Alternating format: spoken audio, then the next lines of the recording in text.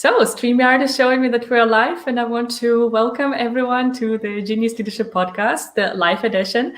Today, we're streaming into Facebook, LinkedIn, and YouTube. I'm trying to expand to different platforms and excited to see whether we get some people live commenting, asking questions.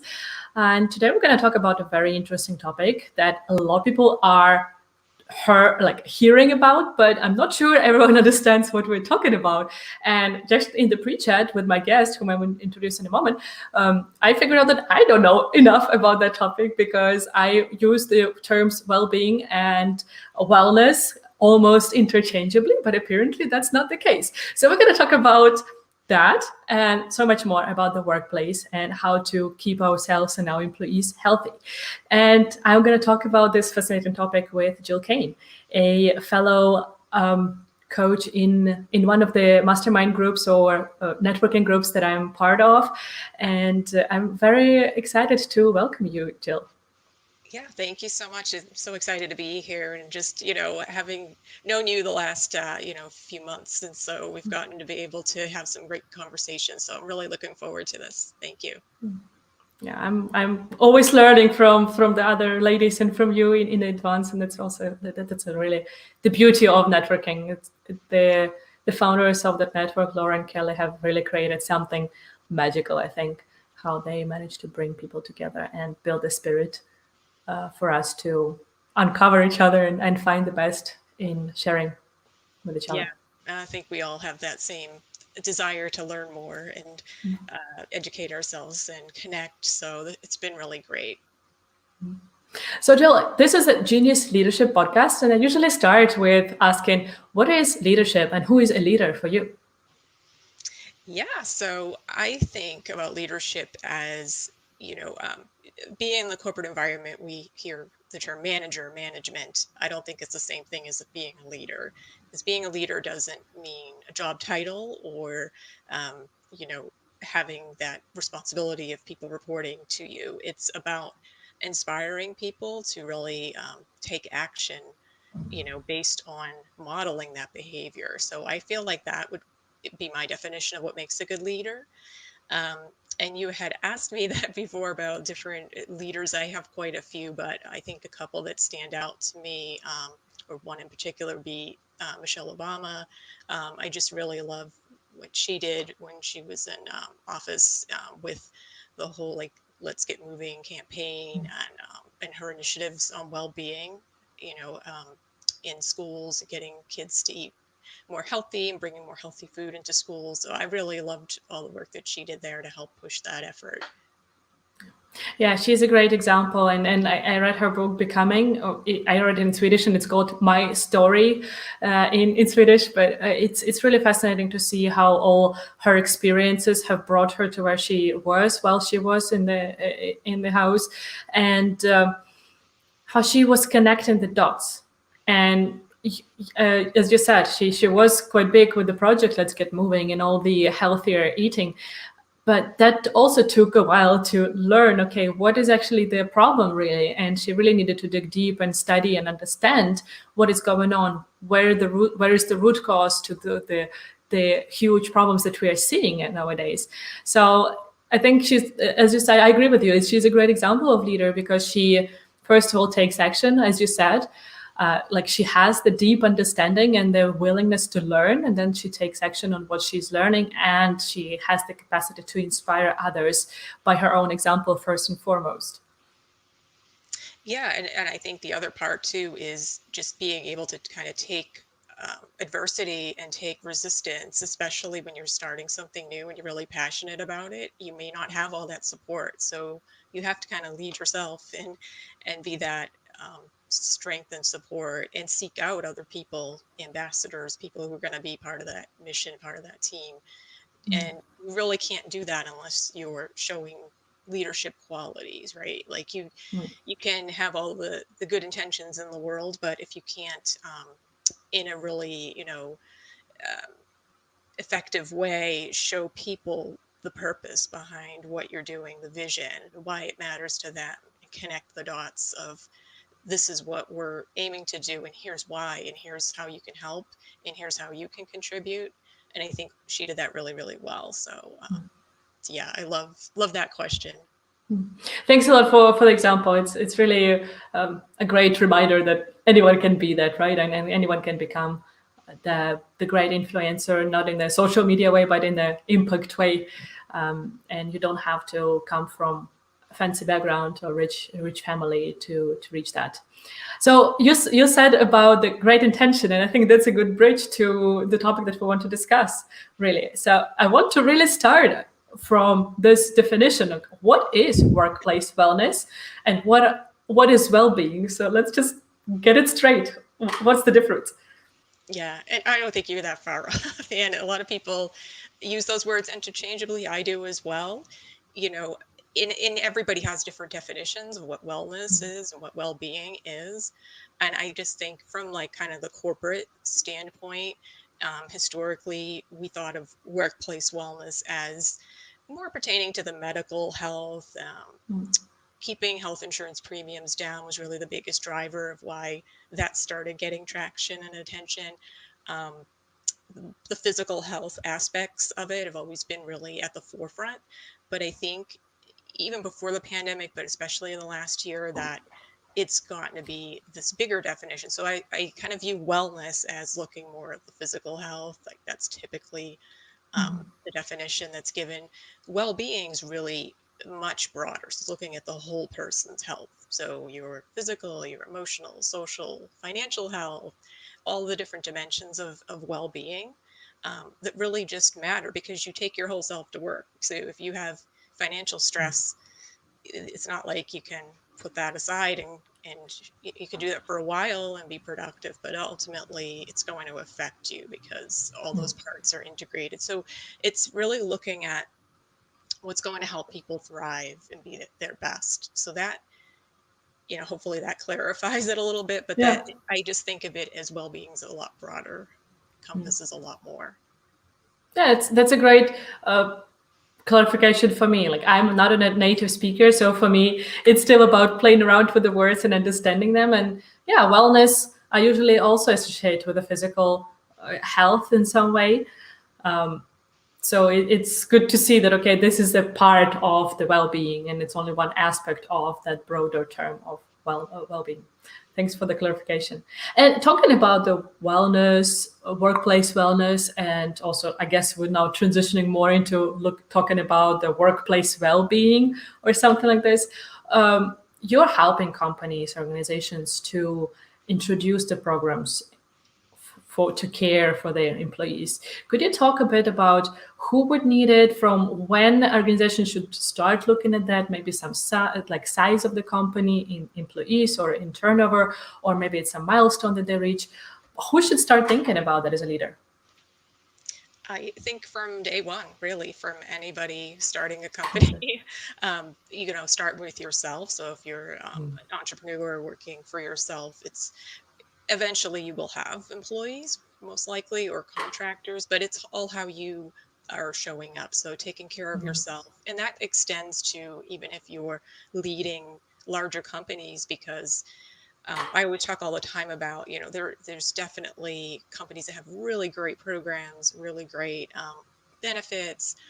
But if the culture is kind of in a state where, there's a lot of things that are unclear or like a lot of change happening, a lot of stress going on, different departments feel siloed and disconnected, then, we don't see a lot of participation. So it's really about the whole, not only offering this, programs and the different initiatives and opportunities to get involved in well-being, but to communicate them, to advocate them, to also lead, like we were talking about. The leader is really what makes or breaks workplace wellness and the effectiveness of that initiative. Because if they're not, being visible and seen, participating, advocating, communicating about it consistently and frequently, then, employees kind of get that like kind of invisible message, right? That, it's there, but I can't really use it. I've got to meet this deadline and I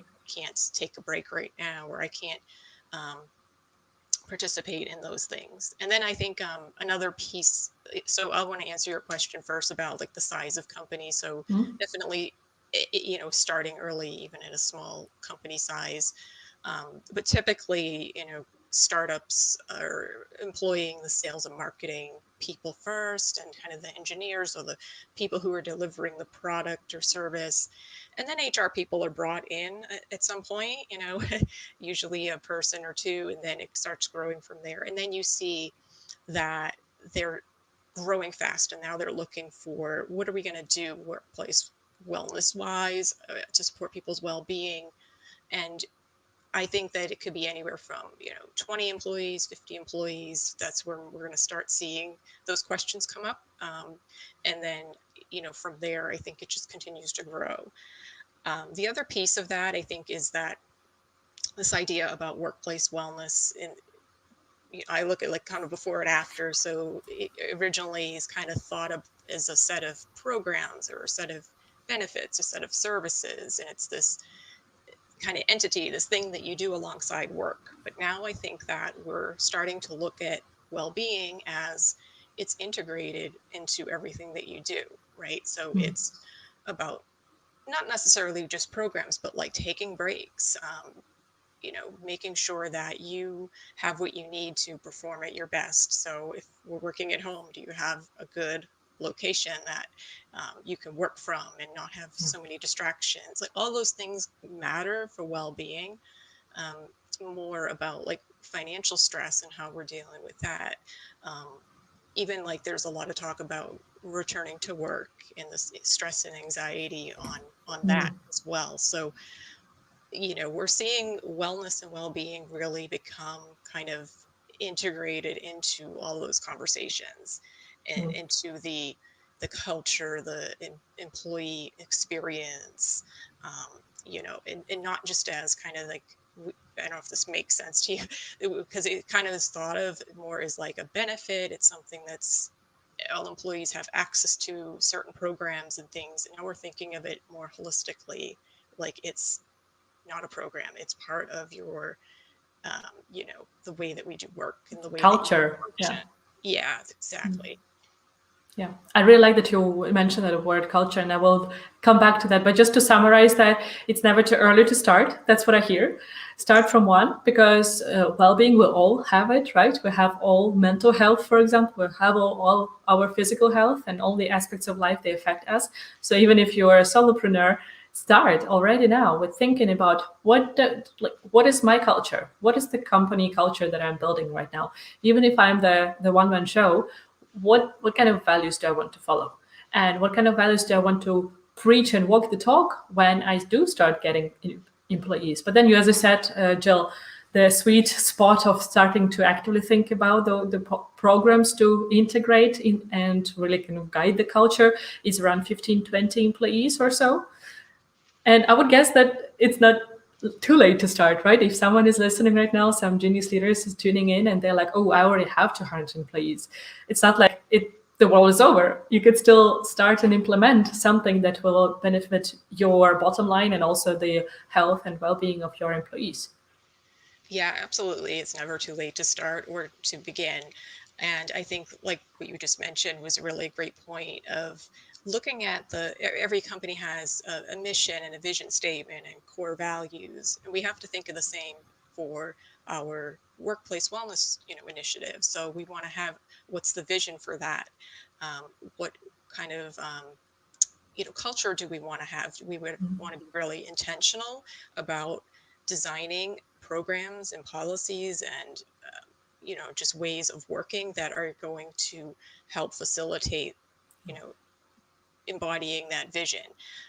So I think a lot of times it's go to the health insurance provider, see what programs they have, and pick from a menu and kind of implement, which can be fine too, because you are, if you're looking at employee survey data and health claim data and seeing what the needs are and kind of matching up to programs that are offered, that's great. But I think that it continues to evolve, so that can be a great place to start. And then to evolve from there is just always listening to employees, asking the questions, getting the feedback, and really being intentional about what you want that culture to be, and putting things in place and helping teams work together in a way that helps facilitate those cultural kind of values that you want to have in your organization. I think if you're talking about the very important point about this being aware of, okay, what do we want to build here? Because I see it with quite a lot of startups when they start with like very small team, maybe 3 up to 5 people. They usually have quite similar background. They have quite similar personality. Those are the kind of high drive, high performance entrepreneurs who are super visionary and really want to get their idea on the market because they see that it's needed there. And that works fine, right? Without discussing, okay, what is our culture and so on. They're just so united and somehow similar in the ways they see the work and life and so on that it's not a problem. But then we come into this exponential growth and hyper growth. That's the theme where this our conversation is a part of. That is where this culture starts cracking because you inevitably start hiring people who are not like you, which you should be doing, right? We're talking so much about the value of diversity and how much that is positively affecting your business and your collaboration within the team. But that means that people start thinking differently, or you start employing people who are thinking differently, who are maybe prioritizing different things. And it's so important to be aware of, okay, what do we want to keep? What are we what do we want to be flexible with so that we can actually accommodate for all these differences that we are getting into the team and actually create synergies between those differences and not create conflicts based on them. So how could people actually start thinking about those things? What kind of questions can you ask yourself as a leader, Jill, so that you start getting the right answers, let's say it that way? Yeah, I think that you're absolutely right. Like when companies start, they're, employing people just like them, or they're starting based on, they went to college together, they had a great idea of a product or service they want to offer, and they start kind of with your friends and with the people and you've kind of done some work with. And so there's a lot of like-mindedness, and then eventually, inevitably, you're going to hire people that have different skill sets, have different backgrounds.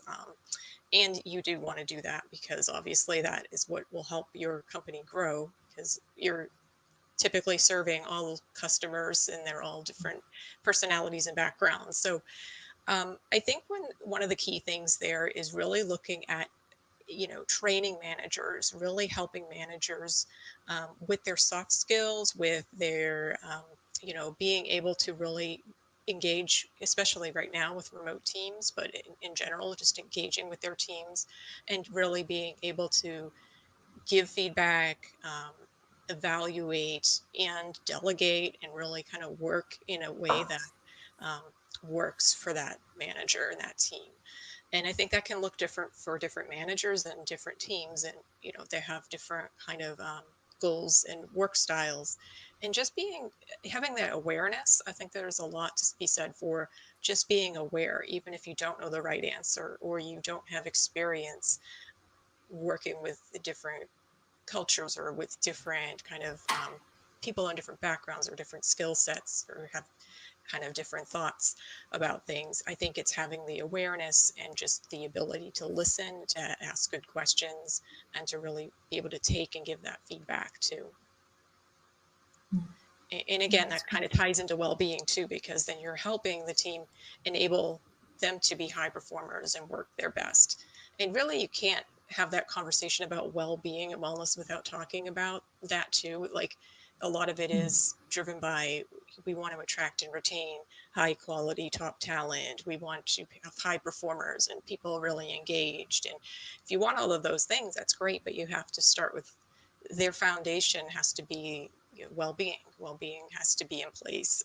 And if they're overworked, overstressed, the communication is poor, or there's disconnects, then there's going to start becoming cracks in the foundation there. Yeah, for sure. And just as you said, leaders are essential and instrumental in this process. As you said, you can have the best programs and processes implemented in your organization on paper, but if the leaders don't follow them, if the leaders are not the ambassadors of those, then they're just a waste of the resources within the company, because people do as we do as leaders, not as we say. And I've had so many examples, both good and bad ones, of that. And it's very important to understand that you as a leader have to be the first promoter of the things that you have implemented, and you have to be the first user of them and really implement them and showcase that, hey guys, this is important for us as a company, this is important for me as a leader, that you take care of this, or like use those benefits, because we want you to be healthy, we want you to stay sustainable and perform in a good way without sacrificing any area of your life. Yeah, and I think that it goes to, again, using the programs is great, but also enabling them to have, you know, well-being in other areas. So the social connection's been a huge piece over the last year, right? So how do we enable that peer-to-peer support? So I know companies have instituted like employee resource groups. So these are employees that kind of come together over a common interest or common kind of life stage. So we have DE&I, ERG. We have one that's focused on working parents and caregivers. So even if they're just coming together once a month virtually to just network and say, here's what I'm dealing with. Are your kids still at home working, doing schoolwork, and just sharing those ideas, even if we're not able to always give tips, it's just great to have somebody else who understands, and you're not alone. I think that's a big Yeah. part of it too, because we all assume we're the only one going through something, and that's never the case. And so I think that really goes a long way in figuring out, as a leader, these are the mechanisms you can put in place. So it's about showing up in so many different ways. And not only the leader may be participating in some of the programs, putting in place some of these mechanisms that help enable their teams to really have that well-being and have that connection. Um, Another kind of thing, I kind of lost my thought there, but I had another example of leadership in how that looks in terms of how they are enabling employees to really come together and work in a more effective way. So I think it's just, asking those questions. Another thing I thought of is that in the last year, so the company I work for, they're really great on communication, and even just having your CEO, your leadership team, put out videos, put out messages that, throughout the last year, just to say, we don't know what's going on. We don't have the answers, but we're here and we care about you. And here are, some resources we want to share with you, or, even just sharing like what's going on in their personal life and what they're up to. Like you get that connection, and you don't feel so isolated.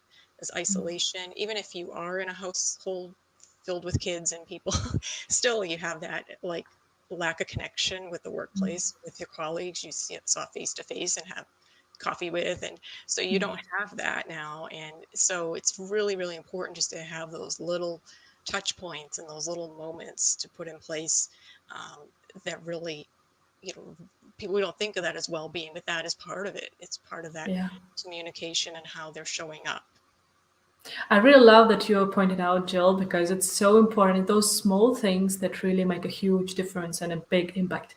So I have an example of Icelandic Post. I had an employee from there, who worked on the digitalization of their processes and the whole operations, the whole chain. Cecilia Birkesdotter, and she was sharing on the show that they actually built their film studio in their office before COVID to communicate, to be able to be quick. Like, okay, now we feel like there is a misunderstanding going on within the company. We go into the studio, we shoot a video, me, the CEO, and so on. We have a team in-house editing it, and we put it out so that we are clear on where we're going, what are the challenges, what are the next steps, and so on and so forth. And she was talking about that. If you think that you're communicating and you're communicating too much, communicate more. And people, it was a live event, and people asked her like, okay, which channels are you usually using? And she's like, all. Both internal and external. So she's like, a big part of our transformation was actually going on the national media. and getting the coverage. And it was, of course, for the general population, because everyone is affected by the transformation is going on within the Icelandic Post. But she said the big part of, or the big thought behind that was actually to communicate with our employees, because not everyone is checking the intranet, the workplace, Slack, whatever they would be using. There are post people who are serving the customers, right? They are delivering the packages, they're standing in the post offices and working with the customers, and they're super important for us. They are really important players in the whole transformation. And if we don't reach them through our internal channels, then we need to go to the national media and actually reach them that way, so that when they read the news, they know what's going on. And I think it's such an important part. And what you said afterwards, like when Corona hit and we couldn't record from the studio, and we didn't have the luxury of waiting. So she said we just started shooting videos, like the CEO was posting on his daily walk, like, here are like my 2 minutes of my day. Like, those are the thoughts, that this is what I'm going on, what is going on, what is on my table right now. Those are the things that I'm struggling with, and so on. So it's so important to show those things and to be present. And just as you said, really creating the space for the conversation, asking the questions, opening up. And this makes a whole world of a difference to people, because they see that it's okay to discuss those things. And even if not discuss, if they don't feel open enough to discuss those things, they see that they're supported within the organization, and it's okay to feel those things, to go through those struggles. And as I said, it really makes a huge difference. Yes, and I love that you talked about the communication, because even if you feel like you're communicating too much, it's not, because it takes people sometimes multiple communications before they're ready to open up. And I think that we saw that too, like with the leadership and CEO and just different team members. When people share, kind of gives everybody else permission to share, right? So it may be something personal, or maybe just sharing through an email chain, like pictures of your pet, pictures of your workspace. We did different things like that, but it just helped people feel connected and feel like they were thought of, right? So I think that even like CEO taking time on his walk to get a 2-minute message in, that's really great, because it's just showing that level of care. And maybe we don't have all the answers, but here's what I'm going through. And then inviting them to, reply or talk and open up that conversation. And I think that, that also is another piece I wanted to talk about too, was just the mental health conversation, really. And just depending upon the organization, I guess, you work for, but being, in a more health care and health related environment, the conversation was kind of already there, but it kind of gave that permission for more people to feel comfortable and just, take that mental health day, take that time, take that break, um, ask for what you need, versus just trying to struggle and get through it and grind through your workday and kind of not show anybody what's going on.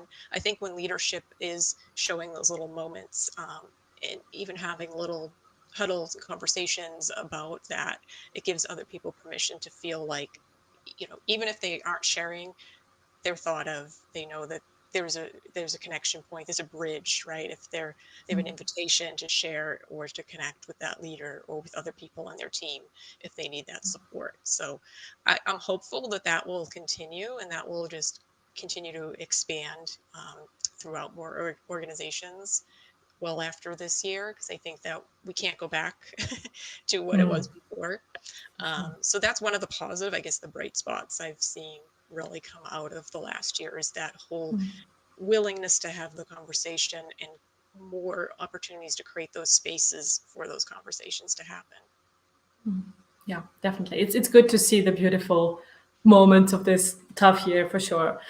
Talking about multiplying, scaling the implementation of these programs, where should our listeners and viewers start, Jill? If they're listening and watching us and thinking like, this is something we need within my organization, where do they start? Whom do they go to? Who in their company should be involved? What kind of questions do they need to discuss internally? Guide us through the process at least a bit.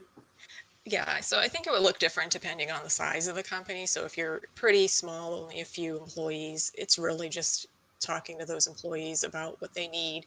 and putting maybe um, some programs in place, in bringing in some different benefits addressing the different dimensions of well-beings for those employees. So really, to start, it's kind of a lot of companies will lean on their health insurance provider for those services, or they'll kind of look at what they're currently doing, and bring in vendors, and that's kind of how usually a lot of workplace wellness starts. But if you have more employees and you're really looking to make this a part of your culture, I think it really is kind of like what my process is, kind of going through 5 different stages. So the first stage is really helping the leadership team and or organization come up with their vision and their mission and their defined approach towards well-being, what they want this to look like. So they have a roadmap, they have a vision and a plan, right? Before we even do anything, let's just decide what are your company culture values, and what do you want your current and future employees to experience at work, and really be thoughtful and planful and intentional about designing that. And then from there, it's really about kind of road mapping out kind of a 1-year plan. What programs and policies, what kind of things do we need to put in place today to get those results? And then the communication piece I mentioned, I think there's definitely got to be a plan for that. And I think that not only within the workplace wellness kind of committee, but also you got to connect with your HR people, with your internal communications people, with the leadership. So ideally, like as a consultant coming in, I'm helping this get off the ground, but really want the company to have a team in place. You want to have a wellness committee. You want to have somebody leading this so that it can continue evolving and growing as you're going on year 1, year 2, and beyond. So you want to have people who I call like wellness champions, so people throughout the company in different departments, ideally different levels of leadership, different levels of roles in the company, so you get different perspectives, and have them meet regularly and talk about what are the concerns, what are the things that we need to put in place. So getting that feedback, I do a lot of work on assessing, through surveys, through focus groups, through interviews, just getting the top concerns, the top kind of priorities in the well-being areas. Like, what are the top 3 things you want to work on this year? And looking also at, if you have it available, like health claim data. So it might show, if you have a huge organization with different locations, one location may need more education on diabetes management, and another may need something else. So we want to be really planful of, it's not a one size fits all if you have a large organization, but each location can have their own little team that's kind of managing and really on the ground floor hearing those concerns, so we can be really responsive. So it's a whole, like, kind of initiative where you really got to get in there with that company and understand their values, what's different location to location, how diverse your workforce is, it's going to come into play as well. And then develop a plan, and then help enable and train people within the company to carry that on. And then finally, evaluating. So I like to do at the end of the year, kind of evaluate, not only checking the box, how many people downloaded the app and used it, and how many people logged into this program, but what are their feedback? What feedback have we heard from people um, on the things that we offered? What prohibited them from participating? Did they feel like they could participate? Was it just too challenging? And of course, this last year, surprisingly, participation and utilization was up for like fitness classes online, and for like some of the mental health services. So that's positive. But I think, again, it will change year to year depending upon what's going on. So you have to do these evaluations at least once a year to really say, are these programs still relevant? Do we need to bring in something new next year? And I think that what I've seen is a lot of companies will have HR people that may bring in vendors to kind of do this work, but then they come, they do it, and then they go. So they don't have that long-term plan in place, enabling them to continue this process year after year. So that's kind of where I would come in and help the company really gets set up for the long-term success, especially if they're growing really fast and adding a lot of employees. As you're adding employees, you really want to be planful about that employee experience you want them to have. And the more that you can get ahead of that and start early, the better you'll be, for sure. I'd love to emphasize a couple of things you said. First, when you come on board, you actually start with why, right? What Simon Sinek is talking about, start with why. You Yes. sit down with the leadership team and you're thinking, what is our ethos when we talking about the whole program that we want to implement here? Why do we want to do it? How do we want it to look like? So this is very important to have this motivation so that the leadership team has a proper buy-in into the processes. Second thing I thought was good that you mentioned that you're coming in, right? And you're saying that you're doing a lot of investigation. You're gathering data, and I think it's good to get people like you, external ones, who can ask different kind of questions, because quite often we don't know what we don't know, right? And even if we have a diverse team of the wellness champions sitting there and discussing things, we're still we're sharing the company, we're sharing the issues, and we might still be too unified in some background ways of ours, so that we don't notice some obvious things, obvious from for an outsider, but for us, those just don't cross our mind. And you can come in, for example, and find those low-hanging fruit that companies can implement, for example, and really make a difference for the well-being of their employees. Yeah, and even if they're probably currently doing things right in some aspects, in some areas. So we want to say what's going well and what can we improve upon that. Because anytime you bring in a consultant or anybody, it's always this sometimes a positive change, and other times change is change, right? People have some kind of aversion to it on some level. So how do we get them more comfortable? We're just going to take what you're currently doing and expand upon that, and then maybe bring in some things. But all the things that we're doing are coming straight from that leadership team, from employees throughout the company. And we want to get a diverse a bunch of opinions and feedback from different areas. So it's not just coming from leadership, but it's coming from as many different types of employees in different areas as possible, so that we can be sure that it's relevant, and that will increase the likelihood that people will be more on board. I think sometimes in some of these things, it is a cultural shift, especially if you're introducing it kind of later. You have that period of time where it's going to take people to warm up and really lead into it, because even though we're offering these programs, maybe the culture is still really fast paced and I've got too many deadlines and I can't pay attention to that right now.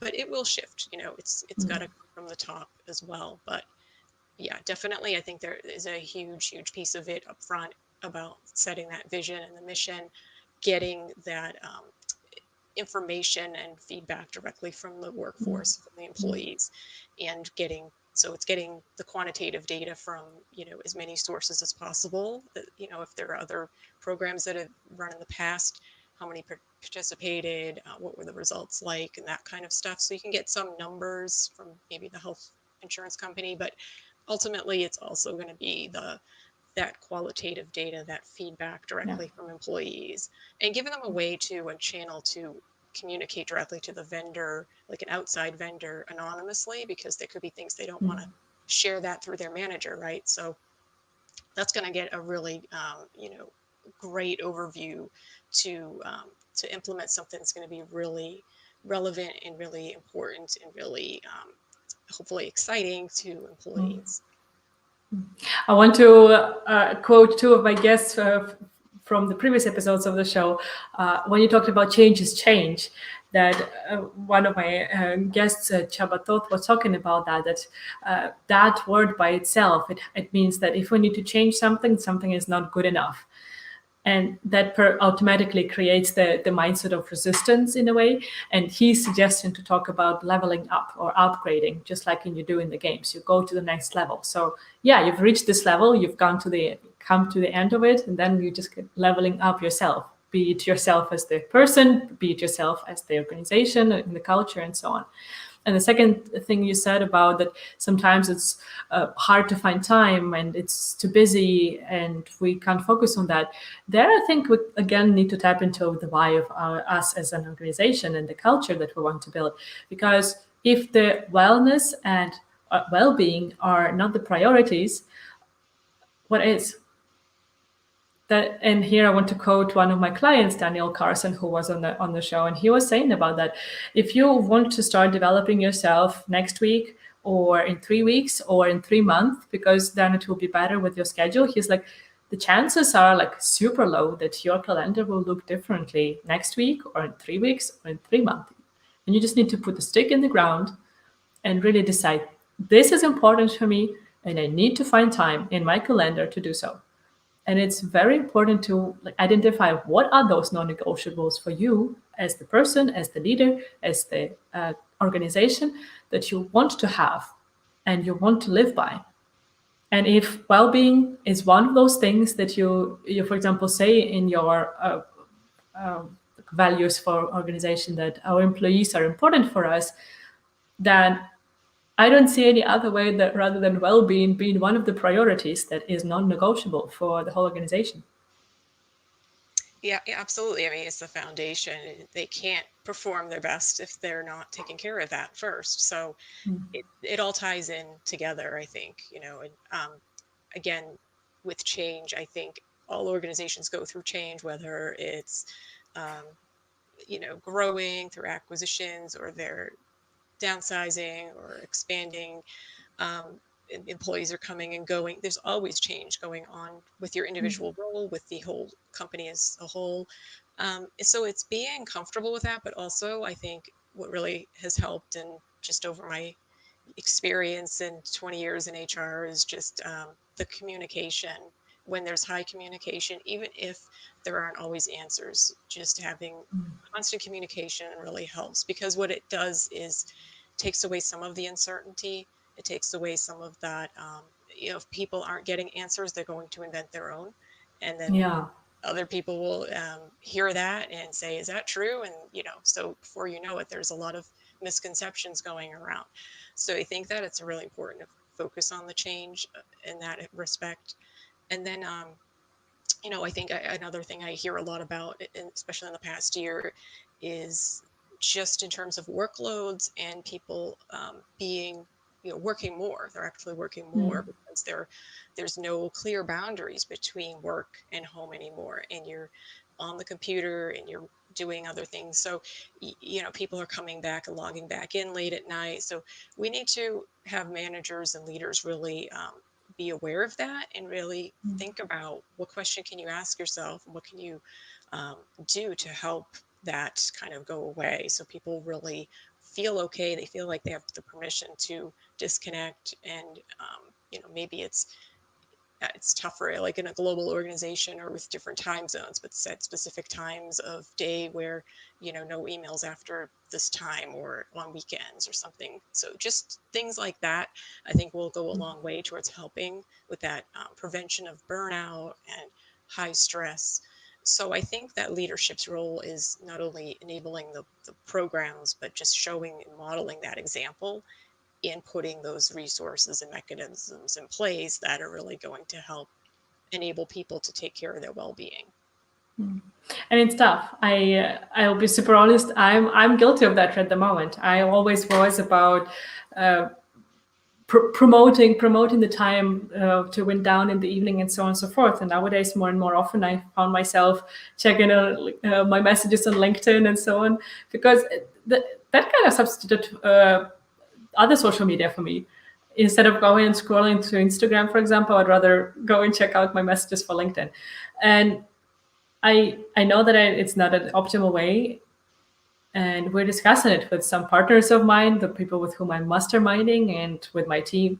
How can I improve it? How can they hold me accountable and so on? Because my business is a baby of mine, and it's so difficult to really log out completely and check out. And what I was quite good at before in the corporate space, I'm struggling with at the moment as an entrepreneur and a small business owner. So sometimes you will have those challenges, and then it's, as we discussed earlier, it's good to have the space to bring those topics up and to discuss them, to speak up and say, hey, this is my challenge now. And especially if you are the solopreneur, I have a small team who are working part-time for me, so I'm not completely alone in my business. But that's the thing, whom could you engage, even if it's not someone within your organization, with whom you can discuss those things and really keep the things that are important for you on top of the mind and really act accordingly. And talking about challenges, Jill, this is something I would like to ask you.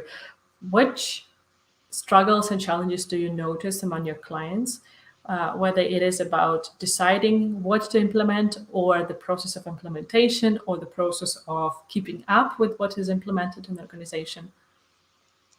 I think a few things. So I think the utilization of some of the apps and programs that are currently there, and I think part of it is it's hard to judge if it's just because the last year has been so tough for everybody, or is it really truly people aren't interested in these types of offerings. So I think that's one challenge, is kind of understanding that a bit. And um, I think in general, it's always been a challenge to measure well-being, measure what's been effective. Even just deciding what do we measure has been a challenge, and how we do that, because they're showing up in ways that you can't necessarily always put a number to. So productivity and feeling better, like, so some of these things you can't put a number to, but we know that it's important. It's overall going to impact the overall organization. So I think that that's always been a challenge, and I think that will continue to be a challenge. But I think it is becoming, at least in this kind of local area, I feel like there's more of a understanding that wellness. So initially there was a lot of conversation on what's the ROI, what's the return on investment, the money piece of it. And while we still know that there is a cost to certain things, that there's a value return, right, that's even greater that we can imagine. So I think that there's more of a understanding amongst leadership that that is the case, that it's not um, a cost that's sunk, that's gonna just not produce any relevant benefits. It ultimately will. And I think that depending upon the area that you're in too, like, we're in a very competitive job market. So there's a lot of emphasis on companies wanting to be a best place to work, and wanting to really attract the best people, because they have so many options right now. They could go anywhere. So you really have to um, emphasize the importance of well-being, and the importance of putting things in place that employees care about, if you want to keep those employees engaged and around. And again, it goes beyond the physical, like, it's the career growth. Like, do I have an opportunity to continue to grow in my career, which we're seeing is even more um, on the top of the minds of the younger generations. They want the career growth, they want more opportunities to to take on different types of work that interest them. So do we have something in place that's going to accommodate that? um, so yeah, so just being in HR, I think that I kind of tend to think of all the different areas within HR and how well-being plays a part, because it's just so interconnected within so much of the company. And there's so much of the talk about employee experience. So this idea of, we talk about customer experience, we talk about how we want our customers to feel, and all the things we put in place for customers. So it's kind of that same thinking, but applied to employees. We want to have the best employees, and we want to treat them really well so that they stay with us and grow, and do their best work and feel great and have connections and bonds at work.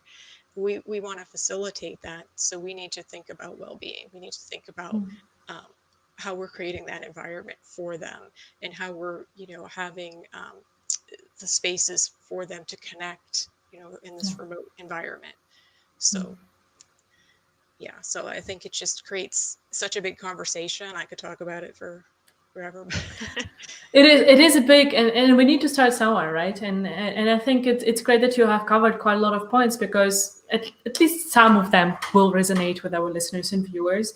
And that's the thing, like they don't have to like cover everything that we have discussed today, but start thinking about one aspect that we have discussed or you have covered, and just go from there. Keep it simple for yourself. Don't overwhelm yourself with like, oh, there is too much to do. No, take one tiny step in the beginning, and that will actually bring you forward. That's what is bringing you forward, not saying sitting there and thinking, what is the biggest thing I can do, the one thing that will kind of solve it all. No, there is no one thing like that. It's really all those tiny things, as we discussed, that make the difference.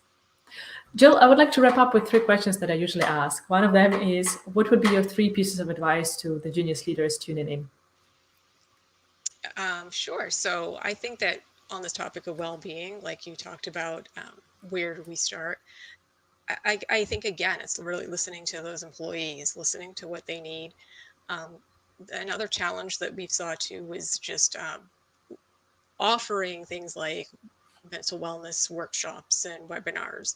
We're still asking people to be online. It's asking people to tune into more Zoom calls and more videos, which is kind of defeating the purpose a little bit. But so kind of that's the challenge too, is thinking about that, like how can we do something um, maybe that is a little outside of the box, that comes directly from those employees. So I would start with listening to the employees. It would be my first piece of advice.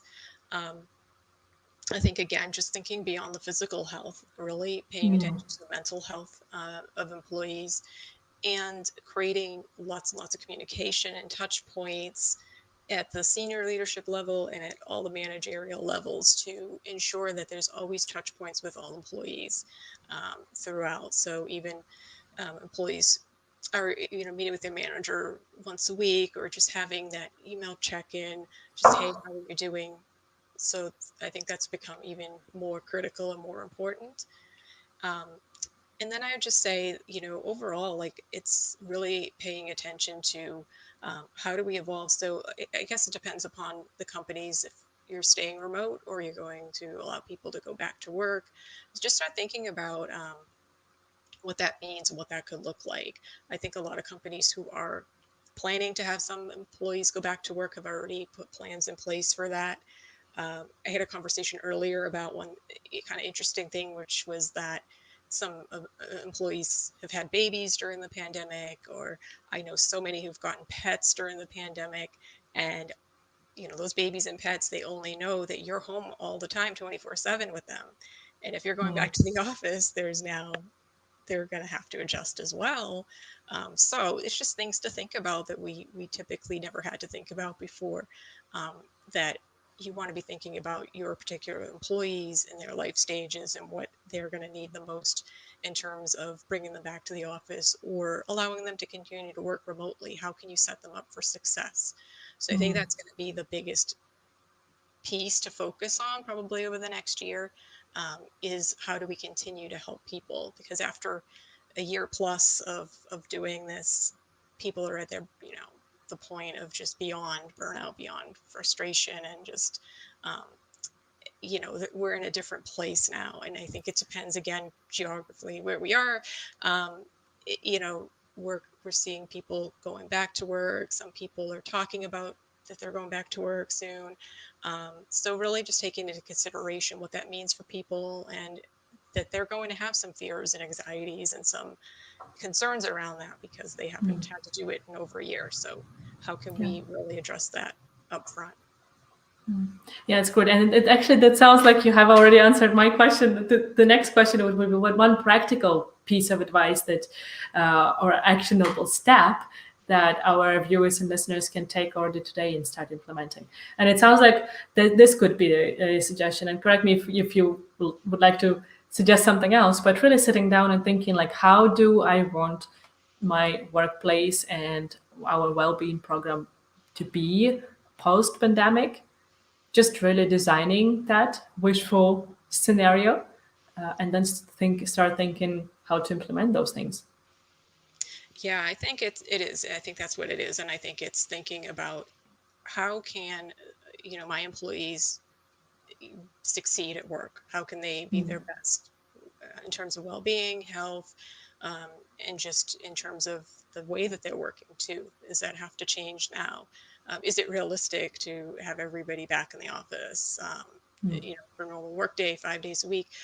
Maybe not. So how can we, move forward and continue to move forward and integrate and work as, maybe hybrid teams or fully remote teams? I think that really asking that question, and like going back to what we talked about earlier, just being really intentional. So yes, sitting down and kind of coming up with those values and like that vision of what you want for that well-being program, but then taking it to the employees, doing surveys, getting the feedback, asking those questions, giving them the opportunity. And if you've been doing it all along, that's great. Then you have something to go off of. Who's struggling and with what, and what you can do to kind of address those things through your workplace wellness program. So I think that we're going to see, more attention be paid to those things going forward. And, I think that it's a great place to start, is just kind of asking those employees, getting that feedback directly from them, and then going from there. Right. Jill, we have a question here from audience. Zainab Hefni. She first commented nice awareness when we discussed a bit earlier, but then she also asked, do you have any mental illness prevention strategies? And I think that could be a whole topic, a separate topic, but maybe you can give a couple of quick pieces of advice or resources to refer to.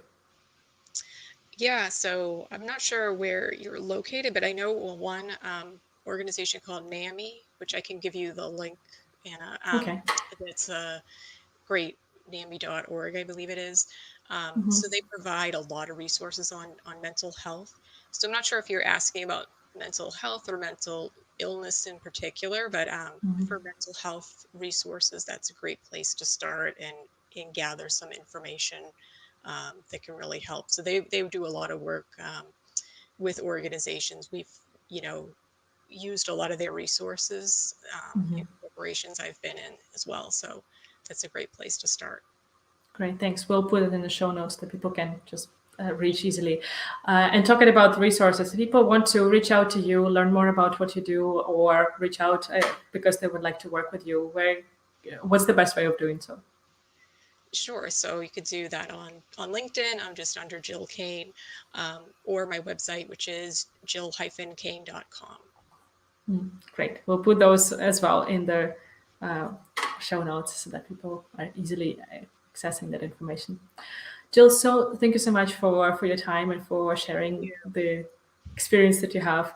And I hope to hear from you, dear genius leaders, what resonated with you, what you're taking away, and how you want to implement it in your organizations. Thanks, everyone. Thank you.